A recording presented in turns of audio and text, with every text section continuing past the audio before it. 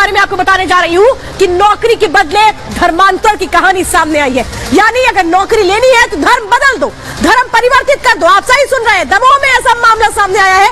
दमोह में हो क्या रहा था, कैसे ऐसे टीचर्स हैं जिन्होंने अपना धर्म बदल लिया। सिर्फ कहानी टीचर्स तक नहीं है, धर्म परिवर्तन की पूरी पूरी गैंग एक्टिव है जो अब हिंदू से मुस्लिम बनने के लिए कह रही है कि आप धर्म बदलिए फिर आपको नौकरी देंगे। लेकिन कहां से कहां ये मामला जुड़ता है और खुलासा क्या होता है, अंदर की खबर में देखिए।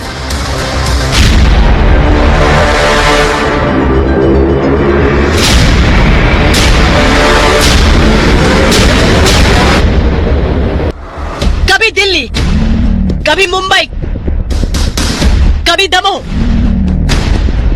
कभी बहराइच, हम आ रहे हैं। देश के अलग अलग हिस्से बड़ी साजिश के साक्षी बन रहे हैं। बड़ा खेल चल रहा है, मासूमों को बरगलाया जा रहा है, उनका ब्रेन वॉश किया जा रहा है, लोगों का जबरन धर्म परिवर्तन कराया जा रहा है। इसके पीछे बड़ा गिरोह काम कर रहा है। देश के खिलाफ हो रही साजिश पर शिकंजा कसने की कोशिश तेजी से जारी है। पुलिस दबिश दे रही है, उस नक्सलिस्ट को पकड़ने के लिए अभियान चलाया जा रहा है।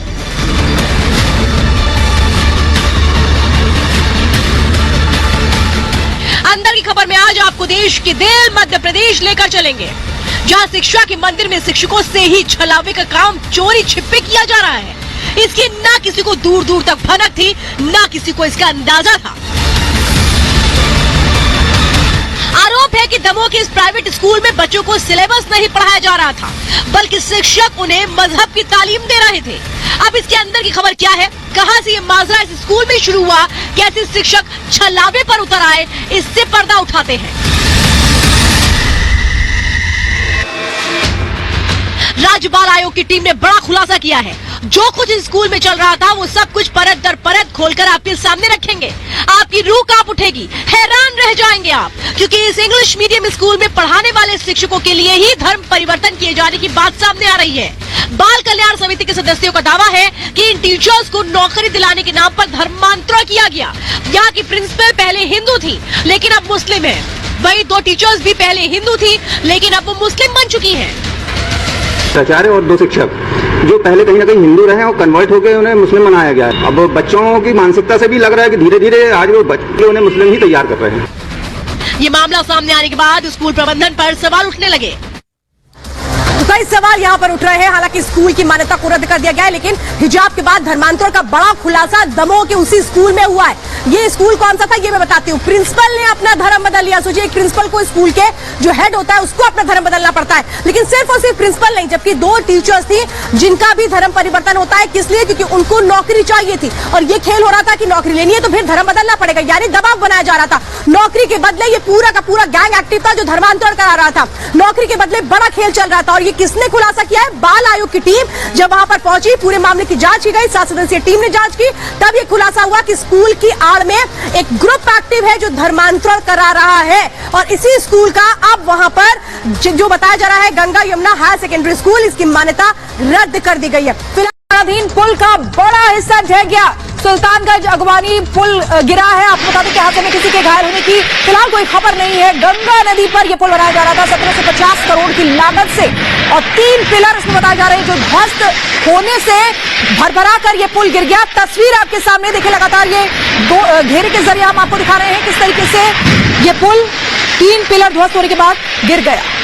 तो बिहार के भागलपुर में ये बड़ा हादसा हुआ है दरअसल कि भागलपुर में निर्माणाधीन पुल गिरा है। इसकी जो लागत है वो बताई जा रही है 1750 करोड़ रुपए। आपको बता दें कि मुख्यमंत्री नीतीश कुमार का ये ड्रीम प्रोजेक्ट रहा है। और पिछले साल, अगर पिछले साल की हम बात करते हैं तो अप्रैल में भी इसी पुल का वो हिस्सा था जो कि गिरा था, और एक बार फिर से यही पुल जो है वो फिर से भरभरा कर गंगा नदी में समाहित हो चुका है। पिछले साल 2022 के अप्रैल की आपको वो तस्वीरें याद होगी जो आई थी बिहार के भागलपुर से ही, कि किस तरीके से यहाँ पर पुल का निर्माण किया जा रहा था। उसके बाद उसका एक बड़ा हिस्सा ढह जाता है और एक बार फिर से इसी पुल का यह हिस्सा गिर गया है। आपको बता दें कि ये वहां के मुख्यमंत्री यानी कि नीतीश कुमार का ड्रीम प्रोजेक्ट बताया जा रहा है। हालांकि किसी के भी यहाँ पर हताहत होने की अभी कोई खबर नहीं है, कोई भी हताहत नहीं हुआ है। अगर हम इस पुल की बात करते हैं तो सुल्तानगंज अगवानी 4 लेन पुल बनकर के तैयार किया जा रहा था।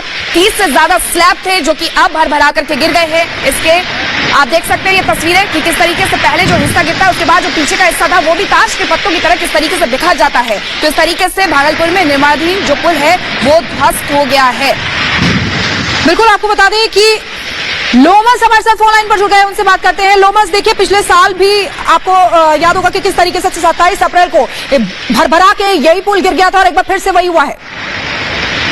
बिल्कुल आपने सही कहा और साफ तौर पे ये पुल लगातार ही 2014 से बनते हुए नजर आ रहा था, लेकिन जिस तरीके से ये तस्वीरें वायरल हुई, ये वीडियो वायरल हुई, सबने देखा कि किस तरीके से ये पुल भड़बड़ा के गिर गया, इसके 3 पाए गंगा में समा गए। साफ सभी ने देखा और साफ तौर पे ये कहीं ना कहीं दक्षिणी बिहार को उत्तर बिहार के साथ जोड़ने का काम ये पुल के द्वारा किया जा रहा था। लगभग 3 किलोमीटर का ये पुल था और साफ तौर पे 2014 में नीतीश कुमार ने खुद बिहार के सीएम ने इसका शिलान्यास किया था, तब से ये बनना शुरू हुआ था और लगातार ही लोगों को उम्मीद थी कि जब ये पुल बन करके तैयार हो जाएगा तो कहीं ना कहीं जो लंबी दूरी थी, जो कहा जा रहा है कि अगवानी और सुल्तानगंज की ये दूरी थी, वो पूरी तरीके से कम हो जाएगी। लोगों को ये खासा उम्मीद थी कि आने वाले समय में ये पुल बन करके तैयार हो जाएगा, लेकिन कहीं ना कहीं ये बड़ी लापरवाही देखी गई है। जिस तरीके से ये निर्माणाधीन पुल अचानक से गिर जाता है, कहीं ना कहीं इसमें बड़ी लापरवाही है और इसमें कहीं ना कहीं ये भी प्रशासन को अब लग रहा है, जिस तरीके से इस पे काम हो रहा था और जिस तरीके से ये पुल भड़बड़ा के गिर गया, तो अब प्रशासन को ये लग रहा है कि इसमें कहीं ना कहीं मिलावटखोरी है और उसकी जांच होने की बात भी जो स्थानीय प्रशासन की तरफ से कही जा रही है। अब देखने वाली बात होगी कि सरकार किस तरह से कदम उठाता है, क्योंकि लोगों को विश्वास ही नहीं हुआ। जो पुल बन करके खड़ा होने वाला था वो अचानक से गंगा में। ड्रीम प्रोजेक्ट खगड़िया और भागलपुर तौर पर ये कहा गया कि हाँ, आशंका जिस तरह से जताई जा रही है उड़ीसा रेल हादसे पर रेलवे बोर्ड का जो बड़ा बयान सामने आया आज प्रेस कॉन्फ्रेंस की कि साजिश की आशंका से इनकार नहीं किया जा सकता है। शिका किसी बाहरी के गड़बड़ी करने की आशंका भी जताई गई। बिल्कुल, आपको बता दें कि ये कहा गया है कि शुरुआती जांच में सिग्नलिंग में गड़बड़ी पाई गई है। आइए सुनते हैं। ओवर स्पीडिंग की कोई बात नहीं थी। सिग्नल एकदम जो उसको दिख रहा था ग्रीन था और उसको सीधा जाना था। किसी कारणवश जो कारण अभी इन्वेस्टिगेशन में है कि प्रिलिमिनरी फाइंडिंग से ऐसा लगता है कि सिग्नलिंग में कोई परेशानी पाई गई, लेकिन वो भी प्रिलिमिनरी जानकारी है। हमारे जो कमिश्नर ऑफ रेलवे सेफ्टी हैं उनकी जांच चल रही है, इसलिए उनकी जांच कंप्लीट हुए बिना हम लोग कुछ भी नहीं शेयर कर सकते हैं। अभी कि सिर्फ एक ट्रेन क्षतिग्रस्त हुई, एक ट्रेन का एक्सीडेंट हुआ जो कि कोरोमंडल थी। मान लीजिए मैं इस पर्टिकुलर केस के संदर्भ में नहीं बता रही हूँ, अगर possibilities of what can go wrong. Supposing किसी व्यक्ति ने वहां पे आसपास कुछ खोद दिया बिना ये देखे कि वहां पे केबल जा रहे हैं कि नहीं जा रहे हैं, कुछ अगर काट दिया।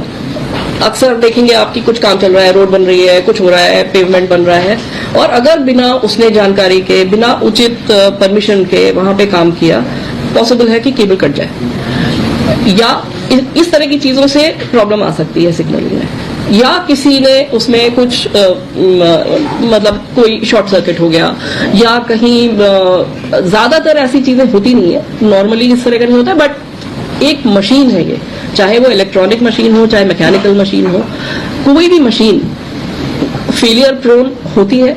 एक मतलब 99.9%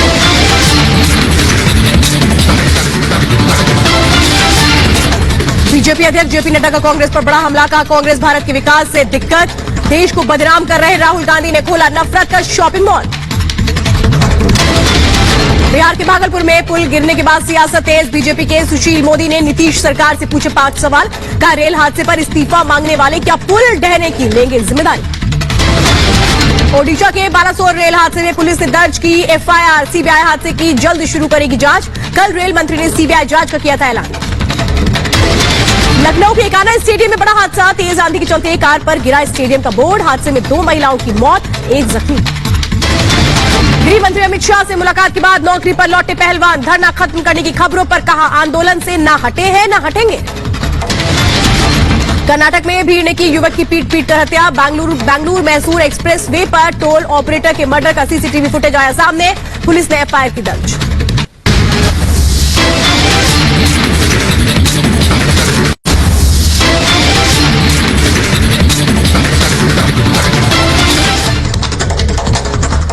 आपको बताते हैं अगली खबर के बारे में। हर तरफ एक चर्चा है कि क्या बाबा बागेश्वर को हादसा पता था जिस तरह से उड़ीसा में हादसा हुआ, क्या इसके बारे में बाबा बागेश्वर जानते थे? क्योंकि आज उनसे सवाल किया गया तो बाबा बागेश्वर ने क्या कहा, हर कोई ये जानना चाहता है कि क्या अगर बाबा को पहले से पता था तो क्या आगाह किया जा सकता था। बहुत सारे सवाल है। फिलहाल तो बागेश्वर सब जानते थे, हर तरफ ये चर्चा जोरों पर है, लेकिन ये चर्चा जोरों पर क्यों है, सबसे पहले इस रिपोर्ट में समझिए।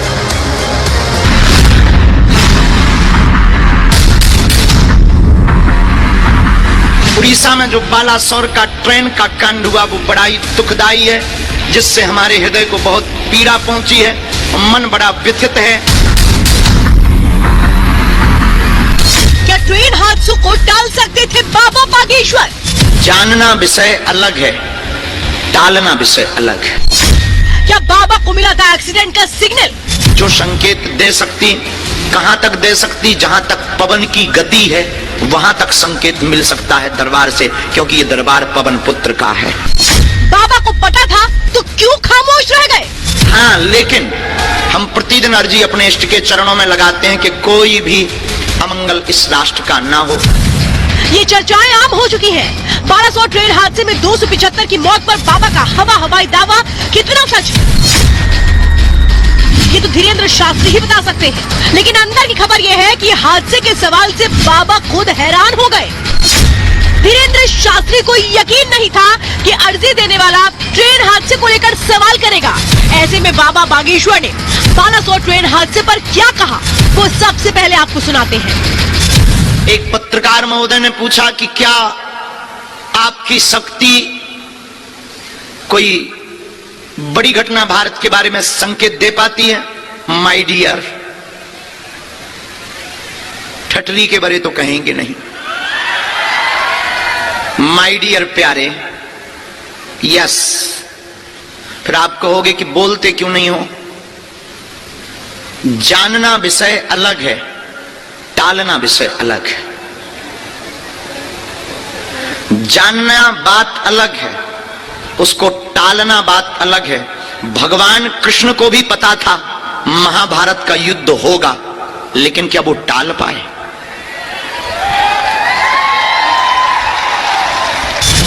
अब ये बाबा का बहाना था या फिर भक्त को टालना, इसकी हकीकत खुद धीरेन्द्र शास्त्री ही बता सकते हैं। बालासोर में दोनों ट्रेनों की मरम्मत का काम पूरा हो चुका है। हादसे के 51 घंटे बाद ट्रैक से ट्रेनों की आवाजाही शुरू हो चुकी है। हादसे वाली जगह से सबसे पहले मालगाड़ी गुजरी है। अप और डाउन लाइन पर यात्री सेवा बहाल हो चुकी है। लेकिन ये तस्वीरें आपको भी भावुक कर देगी। हादसे वाली जगह से जब पहली ट्रेन गुजरी तो रेल मंत्री भी भावुक हो उठे।